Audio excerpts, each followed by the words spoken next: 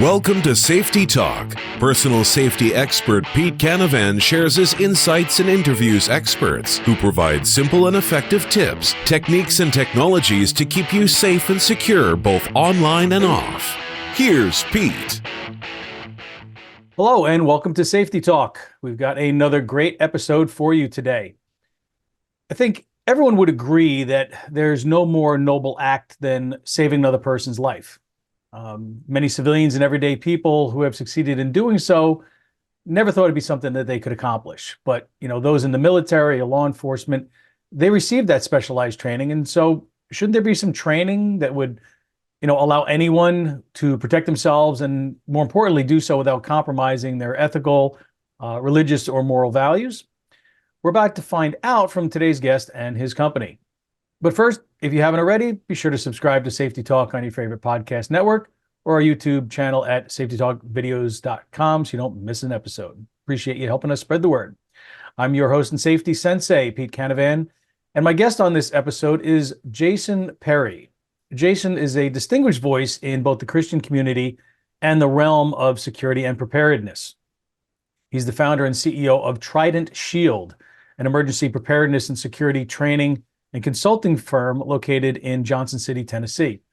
At Trident Shield, he masterfully integrates biblical principles with practical safety training. He specializes in active shooter and workplace violence prevention, as well as personal safety and preparedness, also passions of ours here at Safety Talk. Jason's approach is deeply rooted in real-world experience and guided by his faith.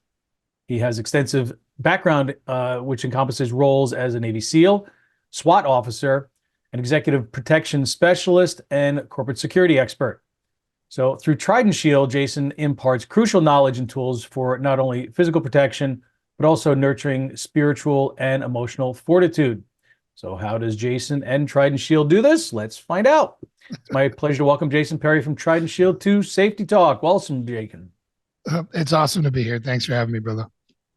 Thanks so much for joining us. The world we live in continues to get more dangerous. Criminals are either not punished or punishments are minor compared to the crimes that are committed. We all know if a criminal has no fear of repercussion when they commit a crime, they're going to become more emboldened and unafraid. And that, of course, makes everybody less safe. Then we look at the unchecked influx of illegal migrants coming in from the border. These are people we know nothing, little or nothing about. And it's scary for anybody in the United States that's a law-abiding citizen because, we're just trying to live our lives and raise our families and work towards, our goals in life. And that lawlessness really has no place here. So as a former police officer, I'm sure you're very frustrated by this, more than most people. And that's obviously not good for anybody, Yeah, this is literally the most dangerous time of my life. I'm 51 and, I've lived in the inner city. I've had a rough and tumble upbringing. But I've never seen a world that's more of a powder keg right now. In fact, if I was our enemies, I'd be doing exactly what they are doing, sending military age mails across our open border, bribing politicians to not enforce a border, working on one side who wants more voters, the other side wants cheaper labor, and just sending mass amounts of potential combatants into our country, right? These are not women and children that we're seeing or elderly men coming. These are men in their prime. And you're seeing the destabilization and the fact of what you're talking about. The other component of this is a lack of prosecution. Right, the lack of accountability for anyone out there. In fact, you're more likely to be charged fighting back now than the person even attacking you, as we saw in even a place like Texas, where that gentleman who was driving through, I believe it was a BLM protest, where someone pointed an AK-47 at him. He pulled out, I believe it was a pistol, shot him, and he got prosecuted in Austin and found guilty, of course, in Austin with a very different type of jury pool than say you would find in Fort Worth or in El Paso, right? So now, as a professional risk manager, that's what I do for companies and for individuals. And it's the most complex, challenging times of our lives. It's why I moved to Tennessee. I grew up in Boston, spent most of my adult life in the military in Virginia and some in Florida, being stationed out of there in the SEAL teams, went back to Boston as a cop. And I got out before the Ferguson mess. And then right before that, in fact, I was bodyguarding a high value client at that time worth $52 billion. And, and I just like this police work has changed forever at this point, right? Meaning that who would want to become a police officer no today? one. We need them more than ever, but yet we see how they're vilified. They're not, when you and I were kids, you would never think of, talking back to a police officer or not obeying what they were telling you to do. And now it's like, it's almost a badge of honor when you have these, criminals that just, it's almost like they taunt them. And of course, like I said, at the onset here, there's no fear of repercussion. I mean, in California, you can steal up to $950 worth of stuff and they let you walk out the door. I mean, what is that? Yeah. Yeah. And that's just one small example. And like you said, having to worry about defending yourself. I mean, that's the most basic human right there is the right to self-defense. If you feel threatened or you think you're going to be hurt with serious bodily injury or death, I mean, and of course, those are the key phrases, that as a police officer, SBI or death, or kidnapping or rape. I mean, those are really the four reasons when you're able to defend yourself with fatal force. But now that person can find themselves having to defend themselves. It's like, wait a minute, I just defended myself. I could have been killed or seriously hurt. And now you're coming after me and you're taking away my right to defend myself and possibly taking away my, license to carry firearms. I mean, that's scary stuff. I've been a concealed carry holder like 30 years. I'm Act 235 certified. I'm an FFL. I'm a certified firearms appraiser. I love firearms, but they need to be something that, is protected because it's the only way that we can protect ourselves. And I know this is something that you're going to probably get into more in a few minutes here, because that's what Trident Shield's all about, is that, ability to protect ourselves, because we can't rely on law enforcement. Law enforcement carriers are going to protect themselves, not you. Right. So there's a couple things you mentioned there, which is one, the police, being taunted and all that. There's a reason behind that. It's money. All right. Not only for social media clicks, if you can get a cop who says something, makes a mistake, or you can taunt him into doing something, well, now you can get a video to go viral, and now you're an influencer, which, you ask Chinese people what they want to be scientists, astronauts, all that stuff. You ask American kids what they want to be social media influencers, right? So it's all about getting that audience and doing that. The other thing is, if you can get that cop to make a mistake, the city will always settle now. Right. That precedent has been set, and it's the quickest way to get money. That's why you see a lot of suicide by cops, because if they can charge a cop and the city doesn't want to deal with it, and even if they kill them, and even if we view it as justified, they'll still settle, right? Because they don't want the political cost, because the cop looked maybe like you and the bad guy looked maybe like someone else. And so that's the unwinnable situation that we've set ourselves in. And the only way to fix this is with tort reform. And that's to make, when I was a cop, Ty went to the cop, meaning he was there for a noble purpose. So if somebody reached into their waistband and I was telling them to do something and I ended up shooting them, even though I told them to get their hands up, and maybe they were just going for their phone, whatever. My intentions were pure. Right. They violated that, and it would be Ty would go to the cop. That's no longer the case. No. Right. And where I went, you can Google this. Your tax dollars at work in Boston. There are cops in Boston who make $400K a year, and they are having a hard time filling their ranks. You roll out of bed as a Boston cop making $100K. Roll out of bed. Right now, you're going to make more than that, because you're going to have overtime and you're going to be ordered, and there's going to be things, and you can do details in court and all kinds of other things. But that's saying, okay, here's a really good paying job with a really good paying, and they still have one of the best unions in the country, which I've been on both sides of that issue, right? Where when I was a cop in Boston, I liked the union's protection, but I didn't like being able to get rid of the dead weight. Then I was a cop in Virginia, and it was awful because there was no protections, right? Mm-hmm. Absolutely none. So that's the one part. That's why we're in this mess where cops, after George Floyd, they don't do proactive policing anymore. So I have friends who are still on the job, and family members still on the job. And what we used to do is you would go to roll call, go out, go stop crime. Right. That was our job. Mhm. We respond to calls. And when we weren't on a call, we'd be proactively policing, preventing tragedy, preventing the loss of innocence. Now everyone sits in the parking lot until they're dispatched. Period. Yeah, it's all reactive, and that's Exactly. not right. There's already a the victim at crime's that already point. happened. Yeah, there's already a victim at that point. So, and again, what I encourage people to do, so I was in Virginia when I saw Virginia flip blue. I went back to red, and I'm not going to make this about politics. I'm just talking this from a risk mitigation standpoint. From a risk mitigation standpoint, I wanted a conservative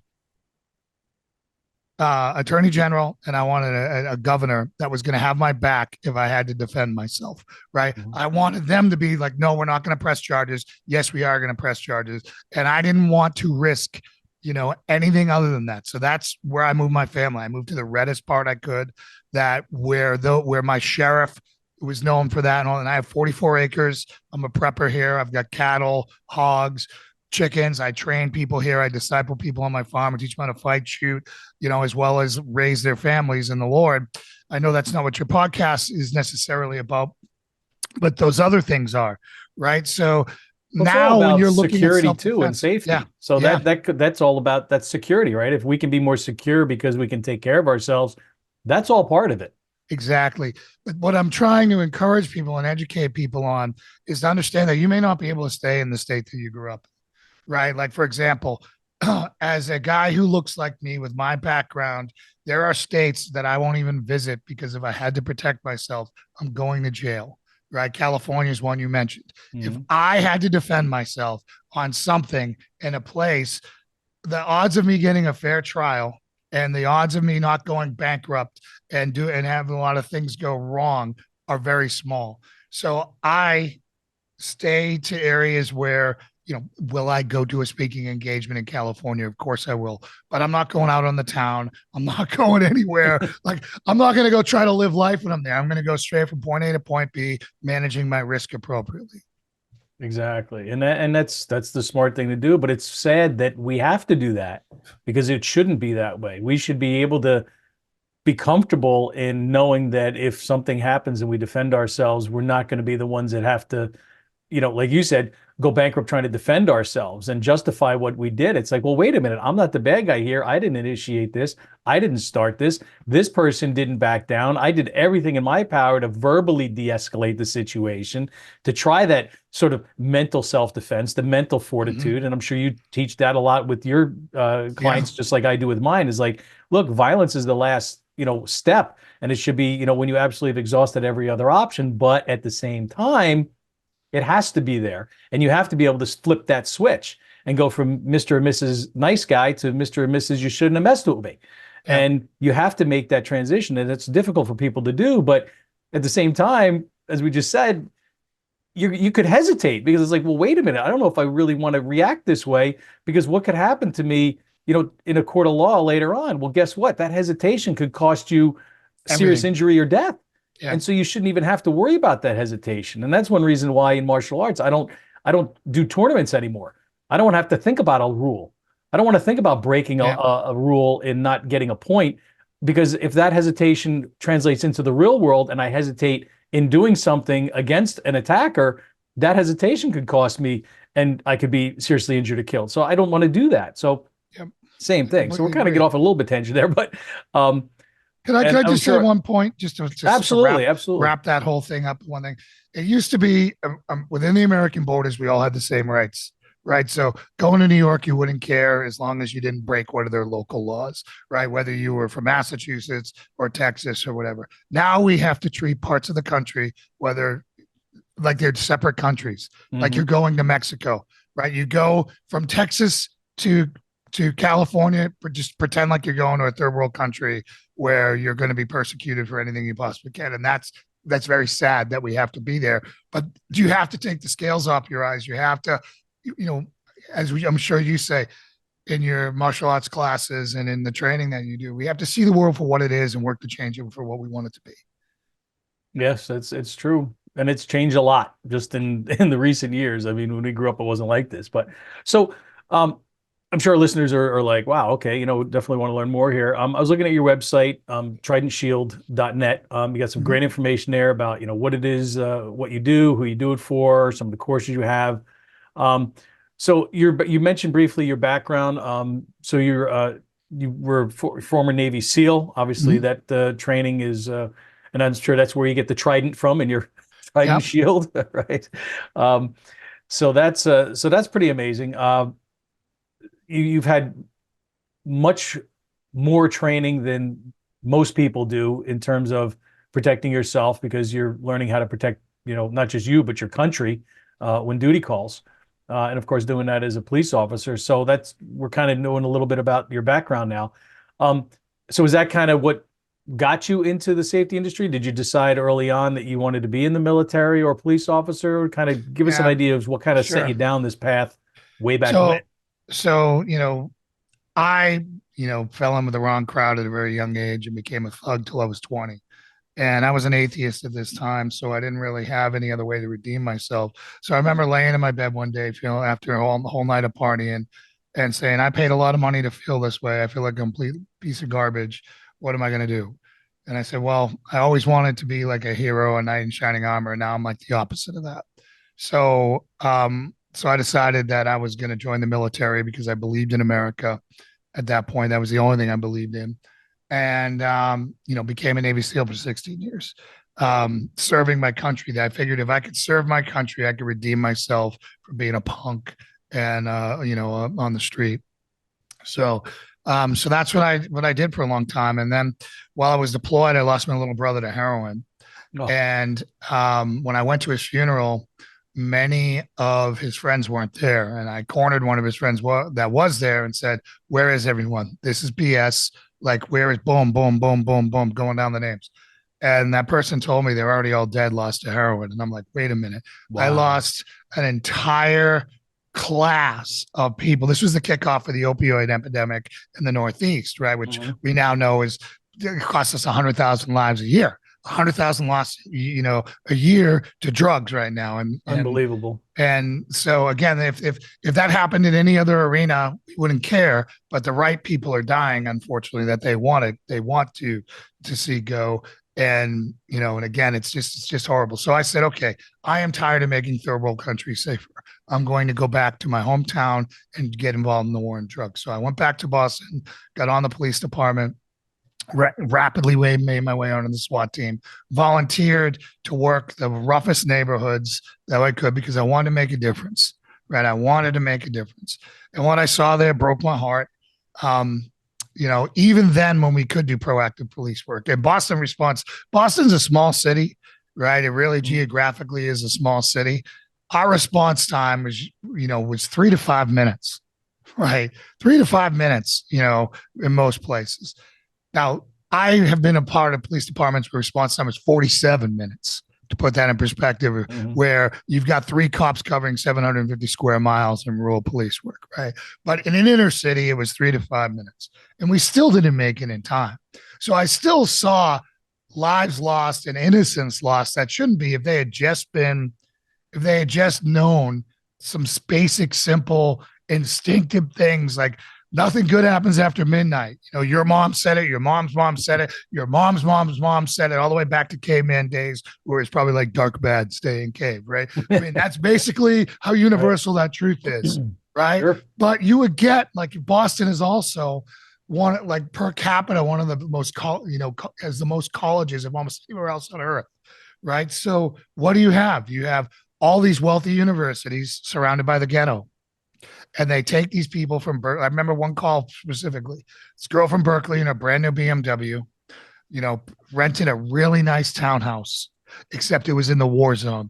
Mm. And she made it out of her car before the gangbangers ran across the street. She was in the bathroom when they were beating it down when we got there before that happened and Wow. walked her out front and said, look around. Does anyone here look like you right now? No. Does this look like Berkeley, California? No. You need to cancel your lease. You cannot be safe here. Okay. You need to go somewhere else because this is going to happen this was 3 o'clock on in like a Sunday afternoon. Wow. Not even Right. We're not, 3 a.m. yeah, not even there. This is 3 p.m. there's an easy target. That's a $6,000 Louis Vuitton bag. And that's that. I'm going to get that. That's what that was. Right. Sure. And so this happened all the time. And I was like, you know what? I not only need to train the kids, I need to train the dads and the purse string holders who are like, who think they're sending their sweet honey off to this nice place when they're actually sending them to a really, really bad place. Right. So anyways, I don't know what tangent I was trying to solve there, but just, how I got into security. Yeah, what your background was. And so that's good because, people need to understand that in order to, because it helps them relate and, because you've seen things from both sides, you've seen it from your upbringing and bad things happening, and then unfortunately, so sorry to hear about your brother. And, like you said, it's like almost like an entire generation. We're losing so many people to this quote BS war on drugs, which it doesn't exist. I mean, anything we've ever declared quote war on hasn't worked. We still haven't learned that lesson. It's just throwing good money after bad. Things have to be shut down at the source. We need to hold these countries accountable. China's creating the problem. Mexico is helping bring them into this country, and our youth is paying the price for that. And so it's really, really sad. So that's essentially why you started Trident Shield.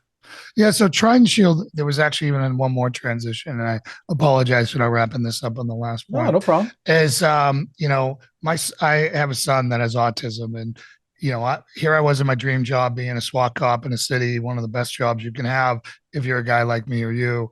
But you don't have any family life. You're either always working, being ordered to work, doing a dignitary escort because you're also the motorcycle police, right? So you're escorting the Lakers, Lady Gaga, every politician that wants to come through town. And then you're doing warrants and searches and everything else. So I decided once my son was born with autism to slow things down, move to Virginia. And that's when I started bodyguarding high value targets or high value people.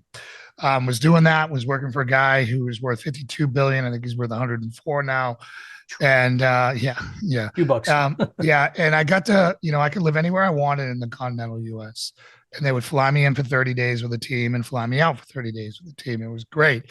I was staying in the most bougie hotels. I'd step off a private plane, right? Like literally go drive to the airport, walk onto a private plane. When I get off, there would be my Mercedes AMG SUV waiting for me, right? I mean, it was just like awesome. Sure. But I was out of town a lot.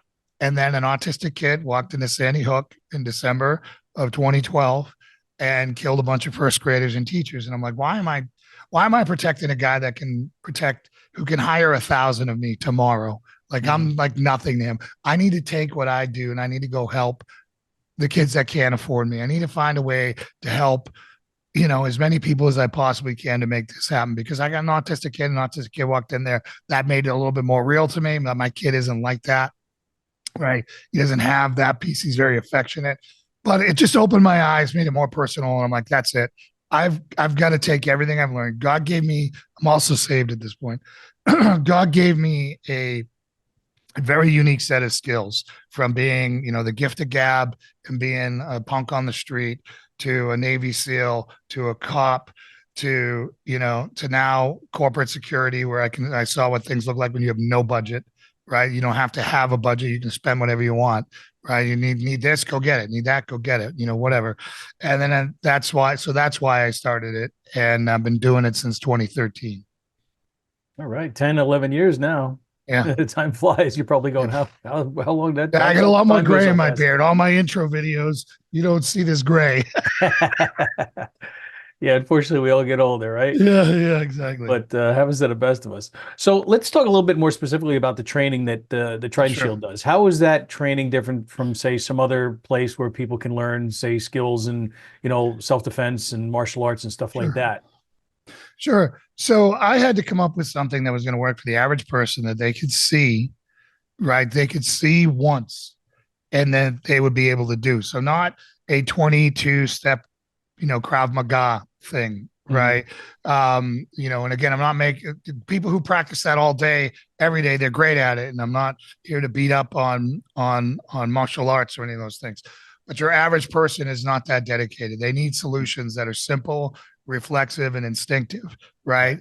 So, and then the other thing that I was seeing at that point was the way active shooter was being taught. Everything was shock and awe. Like the nightmares of what some of these companies did, coming into a room and not telling them and having a revolver full of blanks and being like, bang, bang, bang. Okay, what are you going to do? Like permanently scarring people, workman's comp, like doing this. So, what I learned and I was known, and I got to say this appropriately, I could train the most difficult audience as an active shooter. So I could go to Berkeley, California, where people make it a full-time job to be offended, and teach them profiling and how to take a life in self-defense and all that without offending them. And then go to El Paso, Texas, and work with a bunch of cowboys and be able to move the bar further because I didn't have to, manage as much of the landmines there. But being able to do that, and then by doing that with emotional intelligence, right? Mm-hmm. By, understanding that, before Columbine, you had to scare people into thinking stuff. But every single kid out there is wondering who's going to be the active shooter in their class. Right. Every single person in a workplace, what are we going to do if this happens? Every school, every church, people know there's no need to scare them anymore. They want a hand up out of that basement of fear, right? They're in this dark basement of fear with boogie monsters all around them. And my goal is always to go in there and let them know that they have a say in whether they make it home or not, right? Absolutely. And by giving them that hand up, by showing them that, hey, listen, here's how to barricade, right? You need to know how to, if you want to say what, we say prepare, escape, hide, defend, right? Others use run, hide, fight. Mm-hmm. Well, if I just say run, that's the entire government plan. Run, hide, fight. How do you do it? Right. Well, running, there's a specific way to run and how to move when you're dealing with ballistics or a vehicle as an attack or an explosives, right? There's a way, there's three different ways you got to move right there, or versus a knife, right? A knife is just get as far away. It's a touch weapon versus a firearm, which is unique at minimum concealment, at best cover. Right? A vehicle, you can change altitude, right? You can get on a different plane or places it can't fit, right? That's different than a firearm. Okay. And then if you're looking at explosives, you got to be low and crawling away because explosives blow up and out. Right. So again, teaching people how to deal with these threats. And what I found is that there was no real experience in the industry. Somebody was like a cop for a day and they wanted to be an active shooter training, and they go out and they were all repeating the same garbage that was terrible, right? There was like one standard out there, and some of the standards are all minimum. Like I've gone to their training. I'm just like, I didn't learn a thing. Like you didn't tell me how to do a thing. Like we teach people how to barricade with furniture, like how to really barricade. Right? How to take a non-compressible rigid object on an inward opening door, stack it from that to another immovable object, and then set up an ambush team.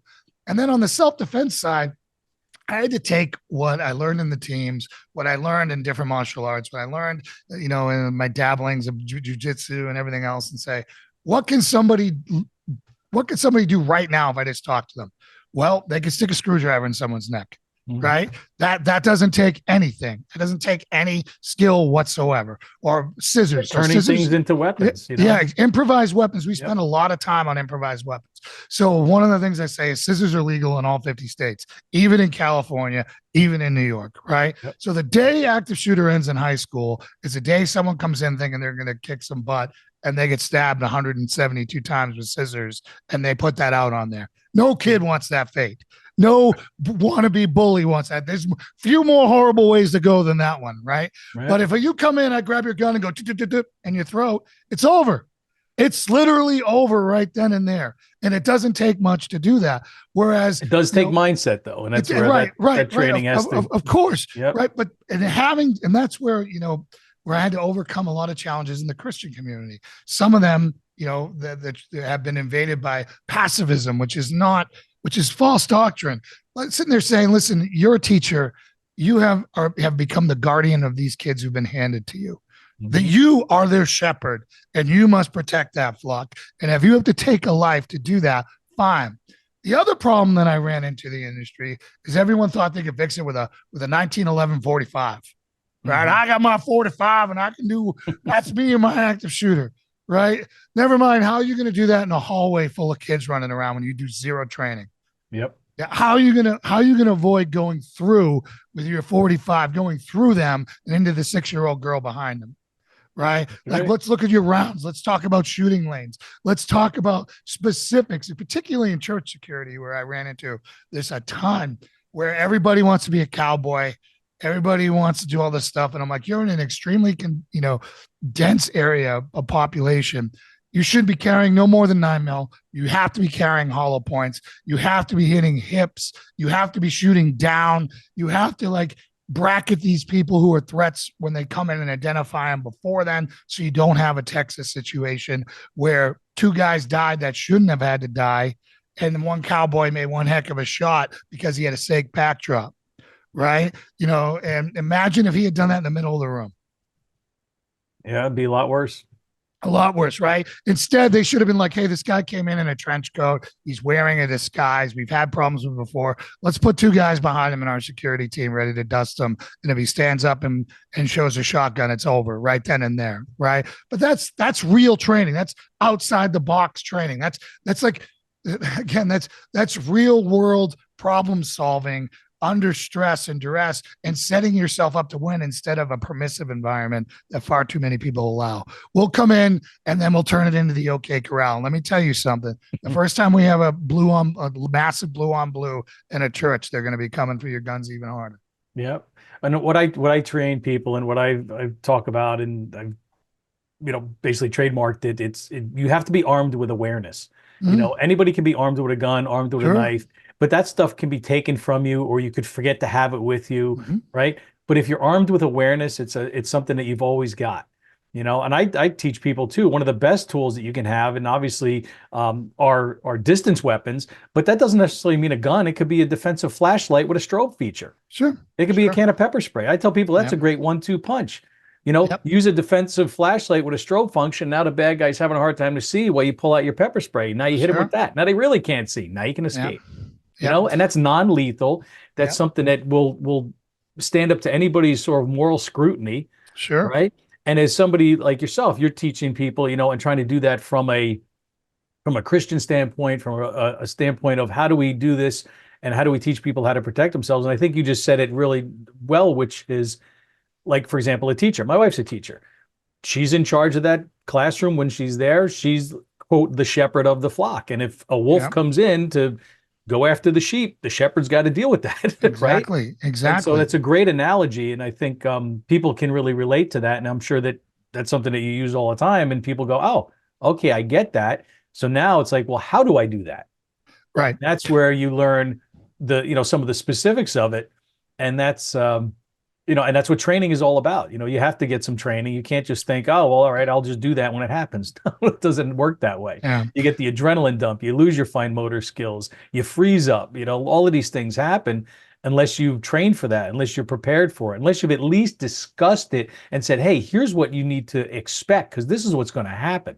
And if you can replicate it ahead of time, so much the better, because now when it happens, you recognize it and you go, oh, this is tunnel vision, right? Yeah. And that's if you've never experienced it, or you've never, that sort of thing, that fight or flight.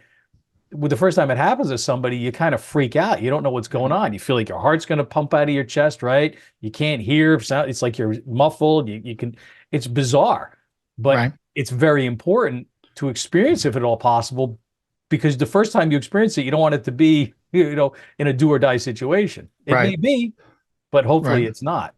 Yeah, overcoming that, normalcy bias, right? For every day that something bad doesn't happen to you, you accrue a day of normalcy bias. And then you have to overcome that, because you're going to come up with it unless you've thought about it, right? Which is why I encourage people to watch footage from active shooters, even though it's not like some morbid fascination. It's so you see what they sound like. So you see other people going through that shock and disbelief as you're watching that footage, as you're seeing that. So your brain is now processing that is now a possibility, right? So you can do, for example, and if you've seen it before, whether it's imagined, not imagined, whether it's a movie scene, whether it's not, your mind has acknowledged that can happen, right? And once it knows it can happen, you're going to connect the dots it could happen to it is happening a lot faster than someone who has to create an original thought in that point. Right. You brought something up too about the normalcy bias, right? One of the things that I talk about with people is your routines and comfort zones. They're very dangerous because you expect today to be the same as yesterday and you expect tomorrow to be the same as today. Well, guess what? There's a good chance it may not be. And the longer that time goes on, that normalcy bias builds, right? It's like, oh, I went to the store yesterday, it was fine. I'm going to go to the store today, it's going to be fine. Well, maybe it will be, but maybe it won't. But if you get complacent, right? What is that leads to that routine leads to complacency, and complacency leads to basically being not as aware as you should be, and therefore you could be much more easily surprised. And if something happens, it's like, oh, wow, I didn't think this was going to happen. Yeah, because you were expecting it to constantly be the same. Now, being prepared is obviously not the same as being paranoid.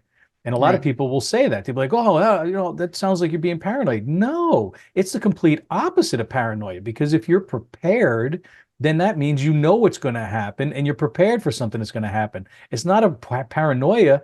It's simply you're prepared. And if you're more prepared, then it gives you the ability to be more confident in your skills in case, God forbid, something's going to happen. Right, exactly. And the difference between paranoia and prepared would be, I'm not going to go to a restaurant because something could happen, versus choosing the right place to sit in the restaurant and, with an exit, away from the windows, all those different things, seeing who's coming in, who's not. That's the difference, right? Going out and, having an empowered full life, right? A life where you can go do whatever you want. Now, I would never go to Times Square in a million years. I don't want to pee in a diaper, right? But I'll go to a parade with my family, right? When I go to a parade with my family, how do I set up? I go and I sit there and say, okay, I look at the route. Then I say, okay, we got a stairs right here, or we got a nice alley behind us that a vehicle can't fit through. So we're going to sit here. And if anything happens, that's our bull path, period. And we talk about it. We go to the movie theater, right? We're sitting there. Don't sit there and try to find me. We'll meet at the car, right? And if we're not at the car, find the closest policeman and talk to them.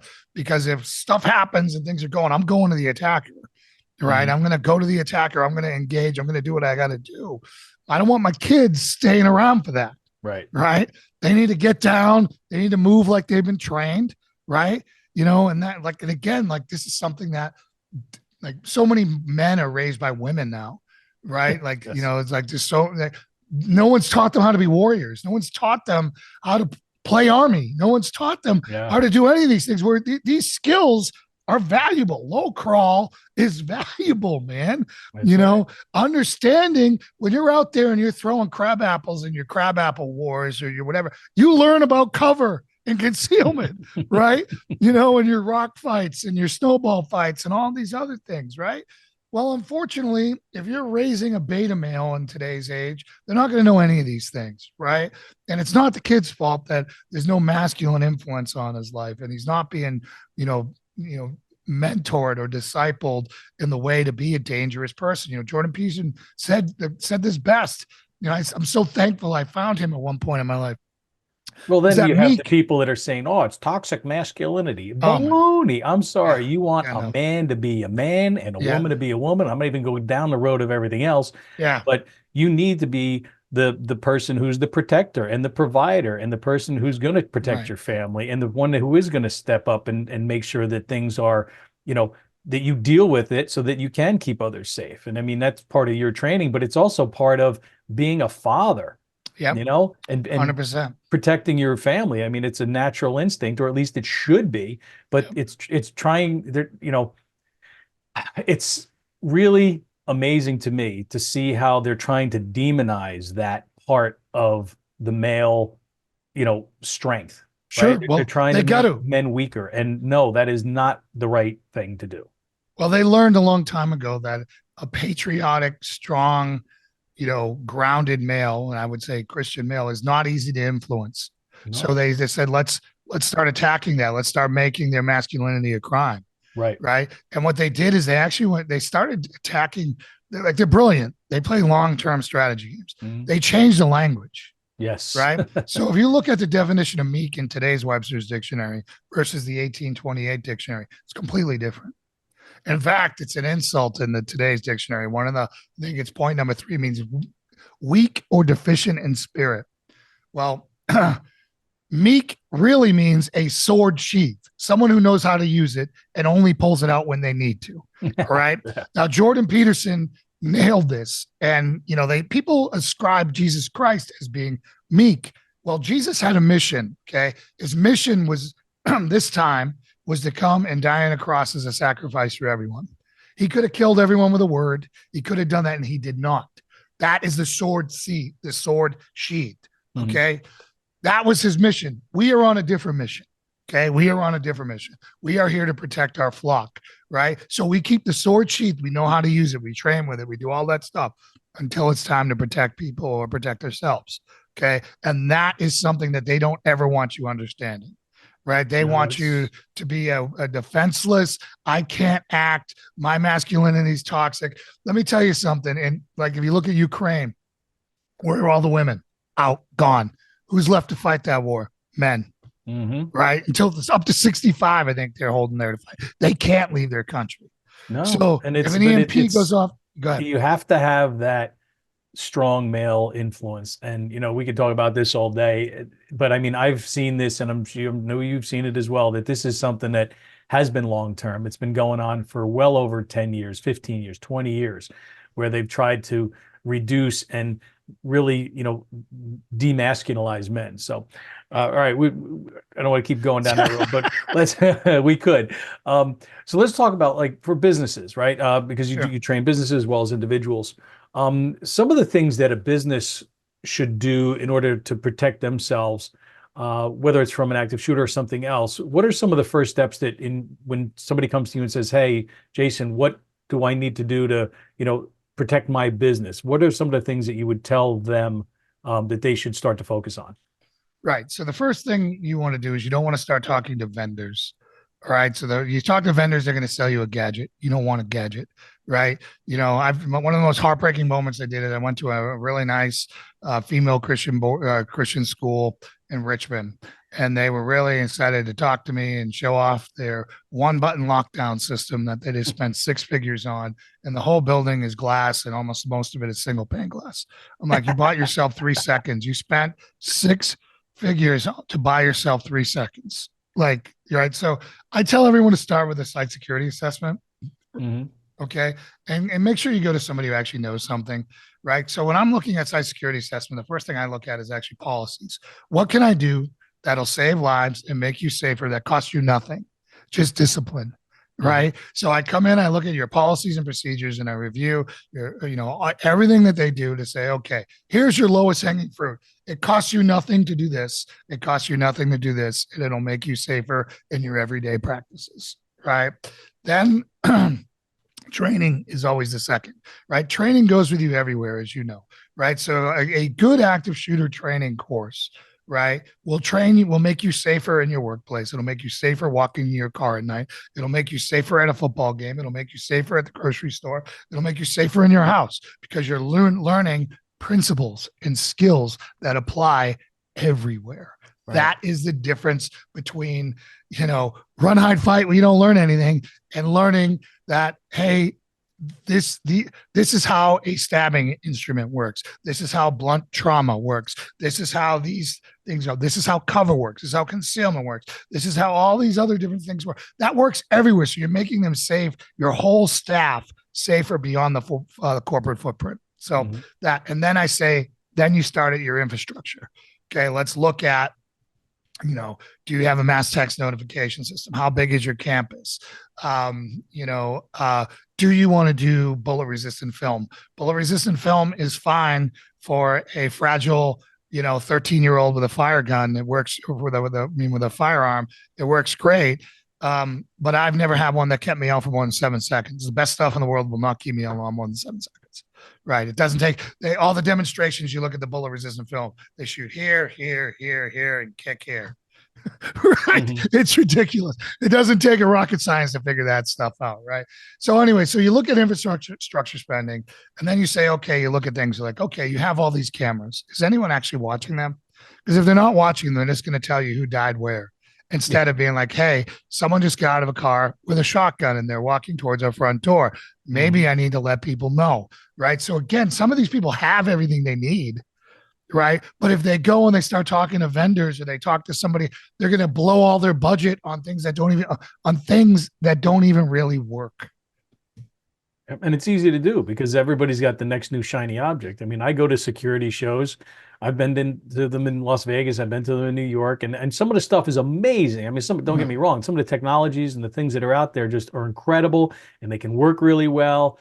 But there are so many of them that you can't buy everything. So you need to maximize whatever budget you have. As you said, Jason, it's like, look, what can you do that doesn't cost anything first? And then what makes the most sense? Should you put a better lock on your door? Should you replace maybe those front doors with something that's sturdier? Different things that make sense instead of, revamping your entire, video system and spending a silly amount of money on it when you've already got cameras there. Just need somebody to sit and watch them, Right. And so lots of things that can be done. And now you got these smart systems where, the cameras can analyze every little thing. They know based on how somebody's walking and moving and, what their potential intent is, and they tie in with metal detectors, and they know, when somebody gets close, whether or not they have a metal object that's greater than a certain mass. And I mean, it's amazing the stuff that's out there, but a lot of it may be beyond the reach of the budgets of, smaller businesses or schools. So you have to, take a look at that. And I agree. I mean, a real solid assessment of what resources are currently available and then how to better utilize them is definitely, step one. And then, of course, training, and then, okay, now what budget do you have, and how can we really get the most bang for the buck out of the money that you do have to spend? Right. So I try to solve the whole campus problems first before I solve a micro problem, which would be a building or a classroom. Mhm. Right. So, for example, they can put all those things and metal detectors at the front door, and I'm for all that. I'm for doing that. I mean, there's a fine balance between security and safety. There's chaos where there's no safety, and then there's Alcatraz, which there is no fun. Right. We don't want to be that. We don't want to be either of them. So the more training we have, we can go further away from Alcatraz into freedom. Right. But we still need to have some infrastructure. Okay. Mhm. So they can make their front doors and all that stuff all great. I'm just going to wait then. If I know they have all that stuff, they brag they're the safest school in America. Well, recess, where is all that stuff? Or, hey, better yet, the football team's playing here. I'm going to go there and do that. They get a visiting team today. Right. So again, the gadgets are always so hyper specific to an area that makes it really hard. But things like mass text notification, getting the word out and saying we have an attack on the south side of campus, everyone move north, or this is what's going on, and just being able to communicate with people with something like that, it solves it for everywhere because there's so many variables. There's billions of variables. Is it going to start in a classroom? Is it going to start in a bathroom? Is it going to start in the chow hall? Is it going to start? The great part about an armed security guard and a weapons and a metal detector is you're forcing the confrontation at a point, and you're providing the solution at that same point. Mm-hmm. Right. So I'm all for that, but most people don't want to deal with that, and most people can't afford that. This is true. So what would you say are some of the biggest challenges that you see businesses that need to sort of face in order to protect themselves? Yeah. So usually they want to fix it with a 3-minute FBI video that teaches them absolutely nothing, which is a run, hide, fight. They don't want to invest 4 hours in training, and 4 hours is like the minimum I'll do. Yeah. And that's nothing. Right. Exactly. 4 hours, I can get them thinking right. I can like my seminars are all about mindset thinking, equipping them how to identify what to use, all these things, including improvised weapons, including barricading, including all those stuff. So now they have the knowledge. What they have to go practice that, right? Mm-hmm. They have to understand that. But what I find is most people are like, whoa, that's too long. I need something like 15 minutes. And it's like, I can't affect any change. Then they're not serious. Right. They're not serious. So that's the problem is that the problem is there are competitors out there who market that they can do that. And these people are not safer in the slightest than they were previous. So, then there's a lot of overcoming a lot of the nightmare stories. So there's one company out there in particular who has done a lot of damage to a lot of people by doing stupid things. Like coming in and shooting blanks and scaring a lot of people and causing a lot of stuff. And a lot of people try to do the right thing in the beginning, and they just don't want people coming in and scaring their people anymore. So I have to overcome that objection, right? The last objection is the 45. I'm going to have I have 1,000-acre campus and I have one guy who's concealed carrying. So therefore I'm safe. Yeah, you can't be You everywhere at can't be once. anywhere. And if you're the bad guy and you're a known target, you're going to walk up, hey, Steve, can I get you a cup of coffee? Sure. Bang. Yep. All of a Right. sudden, now There's your you're. entire plan. But Yep. that's what I run into. Those are the objections that I run into. So I know what would be the biggest mistake? Maybe that they do something, but biggest it's the mistake is wrong thing. they try to do the lowest common denominator they can, right? They don't invest in quality, right? They go out and they buy a tire that is already worn. That's a baloney skins, if you know what those are. Mhm. Basically, slip and slide, and they're driving into a snowstorm. They're not going to get anywhere, but that's what they do because that was the cheapest, fastest tire to get on their car at that moment. And it checked the box, and their They insurance check the company said box you in got there, to and do yeah, hey, something. we did something. So they don't. They either spend the money on the infrastructure without coming up with a plan, right? They don't have a defensive coordinator, right? So they go out and they buy the best linebacker in the world, but their defensive line's terrible, so no one's getting it anyway, right? So so this is what they do. They go and they buy one component. Okay, they buy the most elite coverage guy, and then they just run the ball on them all day, right? So again, coming in there and having somebody who's going to respect your budget, look at what you're going to do and quarterback them through it. And then the other thing is thinking that one firearm on your campus is going to fix anything. No, not at all. So I mean, here we are in 2024, and we've seen a lot of issues all the time. We talked at the onset of how we're seeing more and more threats happening, and how criminals are becoming emboldened because there is no real consequences for most crimes anymore, Mm-hmm. whether it's carjackings or what have you, but anything basically short of murder. And even then it's kind of nowhere near where the punishment should be. But what do you think, this year and going forward, maybe in the next few years, are going to be some of the biggest challenges in terms of personal safety Yeah. that people need to really be looking at as a way to, improve their personal safety and security in this environment that we're in that's only really getting worse? Yeah. So a couple of things. 2024, I think, has the highest powder keg potential that we've ever seen. We know that in election year, what are they going to do? They're going to stoke racial tension. So the first cop who does anything is going to be the next George Floyd scene, right? There's going to be another massive thing. Cities are going to burn, all those other things. So you should have learned your lesson before. And if you're in a place that they let them burn your city down, you should have left. If you haven't, leave now. If you haven't, after that, you're going to have to batten down the hatches and understand that you're going to be dealing with that stuff. We look at San Francisco. San Francisco used to be one of the crown jewels of our country. Like you go there, was the cleanest, most beautiful city. Now I have a client, I had to recommend to a Fortune 250 client that they had to move their headquarters because I could not get them safe no matter what I did. No, it's sad. And it's Right happening there, all over. the police response time was 45 minutes in a major metropolitan city. 45 minutes. Yeah. Right. I'm watching people at 7 a.m. I'm taking my Uber to a place and there are people defecating on the street, needles everywhere, like emotionally disturbed people, like just going at it everywhere, man. It was like I walked into hell. And here is a tech giant there or a financial firm. And I'm just like, there's nothing you can do. You have to you have to get out of here and just go down to Silicon Valley where they keep everything safe. Right. If you can afford it. Imagine how that works. Right. Yeah, it is sad. But I mean, so the challenges today, I mean, it's just, we've got to see what we can do to keep ourselves safe. We have to be in charge of our own personal responsibility. You can't depend on law enforcement because they may not be able to get there in time. If they do get there, great. But, a 45-minute response time doesn't help you when there's somebody standing right in front of you.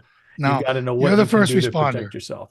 Right. Everyone is their own first responder and they Exactly. understand that. So again, understanding training. I also think investing in some cameras, like personal cameras. So it's not your word against theirs. Right. That is something that I am recommending to more and more people. Cops are really resistant to this in the past, but if you're not doing anything wrong, like you're not submitting, you're there and they're coming at you. They're going to say all kinds of other things. You wouldn't believe how many people will accuse you of racist things when they were trying to steal from you and you stopped them from stealing from you. Right. And you're gonna be like, no, I didn't say any of those things. Here's the film. Yeah. Right. I mean, but that's what we really need today, because that's where they're going to go. And so avoiding places. There are plenty places to go that have law and order still enforced. Florida is one of those places. Yep. Okay. There are other places like that. Tennessee is another. I wouldn't go to Memphis, and there's some places in Florida I wouldn't go, but there is plenty of places where you can take your family where it's safe, where law and order still exists. They are not where you think they like, but unfortunately, there are vast parts of the country where that is not true, and you got to be really safe. You can go to those places, but you're going to have to be extra vigilant, and you're going to have to be really smart. And it's sad that we have to sort of identify these pockets of places that we can feel safer at, as opposed to we should all feel safe throughout the whole country, except maybe the worst parts of inner cities. Whether I'm in Pennsylvania, maybe Philadelphia, I wouldn't go there at night, definitely certain parts, and maybe during the day either, I wouldn't go near a subway in a blue city anywhere anymore. Mm-hmm. Right. I mean, that's just basically where that's the reality of it. Right now, try going there and wearing your favorite unpopular politician's hat or something, and see how long it takes you to get into a fight. Yes. That's that we've lost the ability to disagree. Right. And because of that, you have to understand that that states now are different countries. They're not the same country that you grew up in.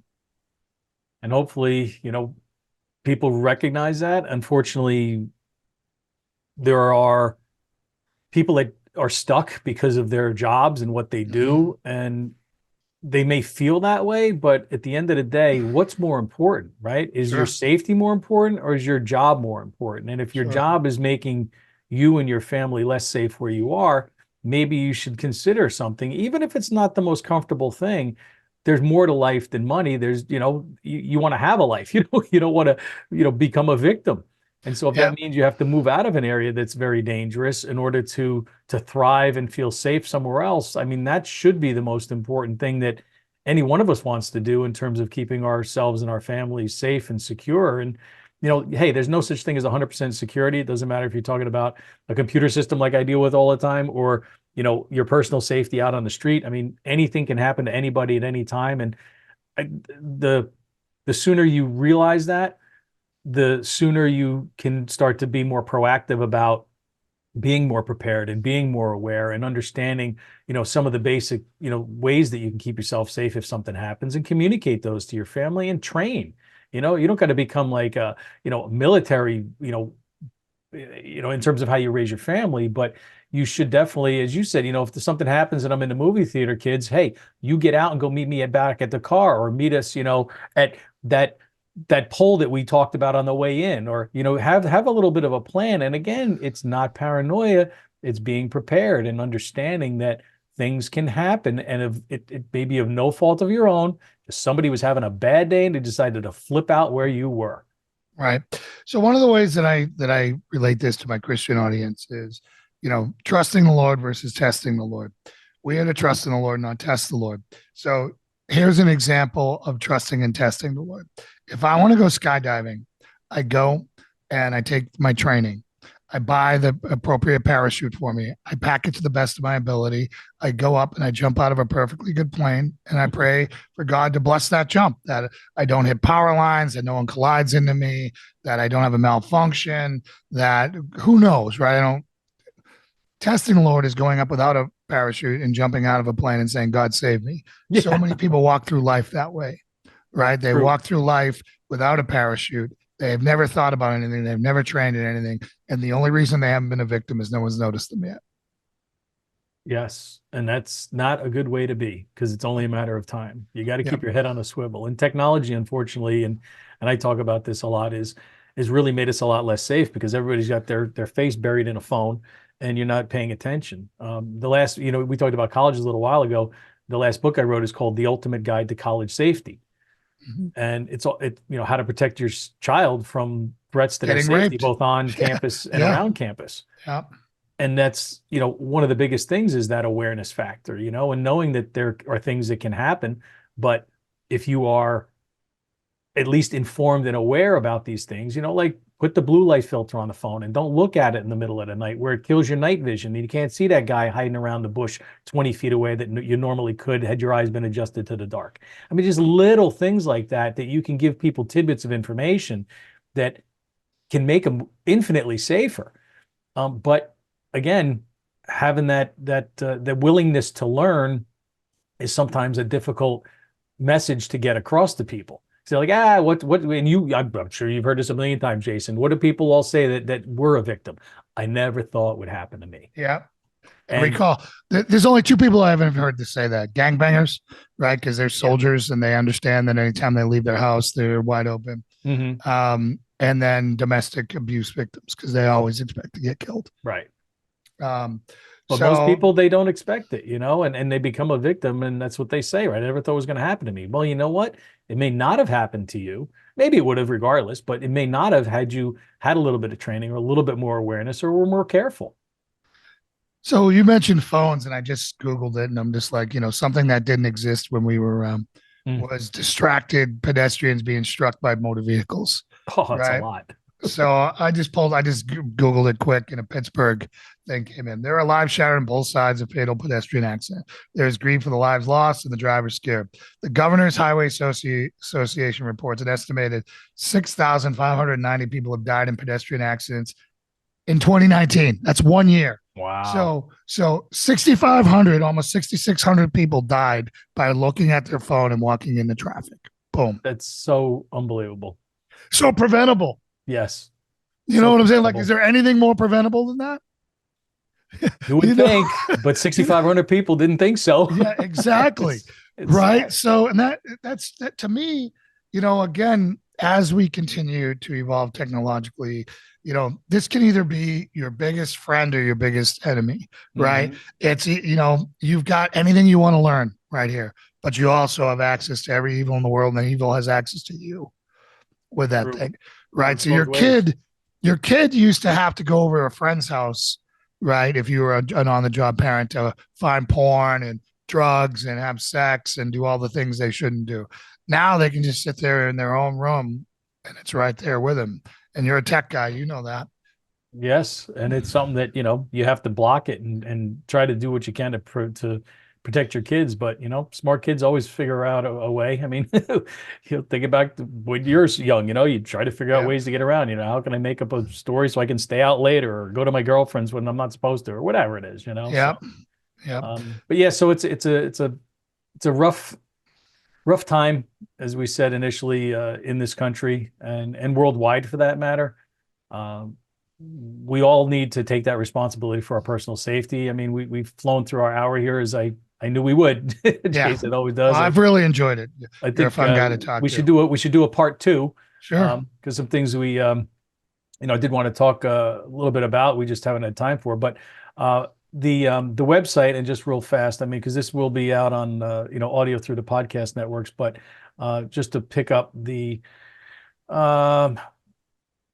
your website here for those that are watching it, the website to learn more about Jason and Trident Shield is tridentshield.net.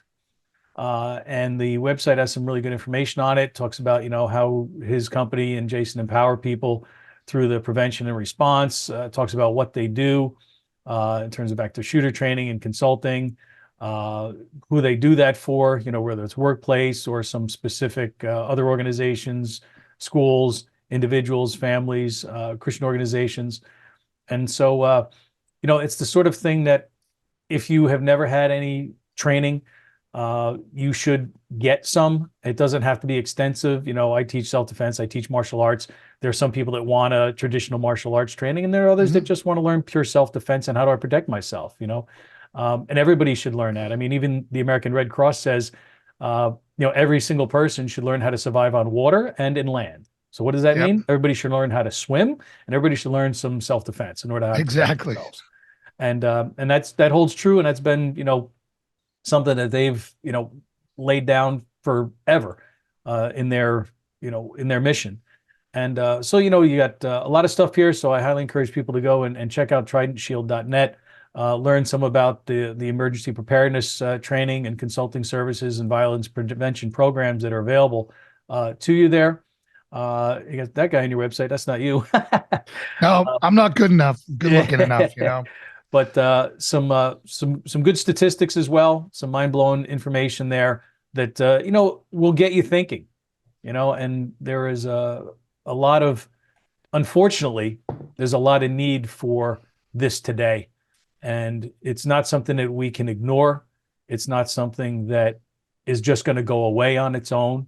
It's something that we have to be proactive about and have a plan, right? It doesn't matter, where you are, whether you're at work, whether you're at home, wherever you happen to be, the mall, at church, there could always be something that can occur. And so you have to think about that ahead of time. And again, it's not going to be paranoia. It's simply being prepared. What would I do if this were to occur? And then you put that in your head and you forget about it. And then whatever happens, you go, oh, geez, I thought about this. This is what I'm going to do. And Right. it saves so much time instead of trying to formulate a plan and thinking, oh my God, what am I going to do? What am I going to do? What am I going to do? Yep. If you thought about it ahead of time, you have a plan, you know what you're going to do. And that should give you that confidence and that sort of peace of mind that comes along with having a plan. Yeah.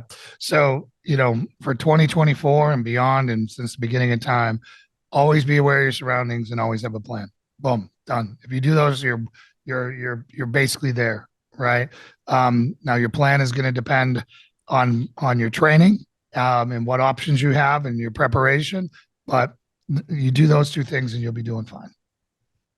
Perfect. Well said. So, like I said, we're coming to the end of the show. It goes fast. So those that are interested in learning more about Jason, check him out, tridentshield.net. And he's also on social media. We'll have those links posted on the YouTube channel. Any final thoughts you want to leave our audience with? No, just for real, 2024, the risks are off the chart this year. If there's going to be 1 year you take everything serious, where you've been holding out, get your 90 days of food in your basement, non-perishable goods, have your Berkey water filter, and then when you're out and about, know where you are, know where you're going, always be aware of your surroundings, always have a plan. And if you can, get a firearm, because you're going to, that's the ultimate solution to protecting your family. We live in a time where a 98-pound, 100-year-old lady can win a fight against a 300-pound, 25-year-old linebacker, right? And that's a firearm. So make sure you go out there and yep. Just get training on it. Just don't buy a gun and carry it and think that you know how to use it, because you don't. Get trained on it, use it, practice with it. I train people. You have to get training, and the scary thing is, if you don't, that gun could be taken away from you and used it against you. And that's a worse problem to have, because now you've just given the bad guy a gun. So get training on it, learn how to retain that, you learn how to use it, get proficient with it, get comfortable with it, and most of all, carry it with you. If you live in a state where it's very hard to get a concealed carry permit, maybe look at some other options, but look for those distance weapons, whether it's pepper spray, whether it's a defensive flashlight's always a great option, as I mentioned earlier. But yes, firearms are definitely a great equalizer. So I got my Nightcore 4K right here. There you go. 4,000 lumens right here. It's funny because here's mine right here. Always got it on me. Yeah. Awesome, man. So thanks a lot. Thanks for our listeners for tuning in. And don't forget to like, share, and subscribe, and get the latest safety information, look at past episodes. And until next time, everybody, and Jason, thank you much. Stay safe. God bless.